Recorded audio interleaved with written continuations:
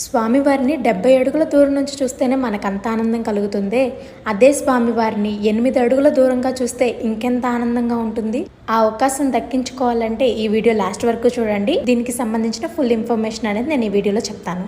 తిరుమలలో స్వామివారు ఉండే ఆలయానికి మొత్తంగా 7 గడపలు ఉంటాయి. ఎవరైతే ఉచిత దర్శనం అలాగే ఎస్ఎస్డి కోటాలో తీసుకున్న టోకెన్స్ కానీ, 300 రూపాయల స్పెషల్ ఎంట్రీ దర్శన టికెట్స్ కానీ, సుభదం ద్వారా వెళ్లే వాళ్ళు కానీ, సీనియర్ సిటిజన్ కోటాలో వెళ్లే వాళ్ళు కానీ 4వ గడప అయిన జయ విజయ డోర్ దగ్గర నుంచి మాత్రమే దర్శనం చేసుకుంటారు. ఇప్పుడు చెప్పిన ఈ దర్శనాలన్నీ చేసుకునే వారికి స్వామివారికి మధ్య దూరం 70 అడుగులుగా ఉంటుంది. స్వామివారిని ఇంకాస్త దగ్గరగా దర్శనం చేసుకునే మార్గం ఎమ్మెల్యే కానీ ఎంపీ కానీ రికమెండేషన్ లెటర్ తీసుకువెళ్తే స్వామివారిని ఇంకాస్త దగ్గరగా చూడొచ్చు.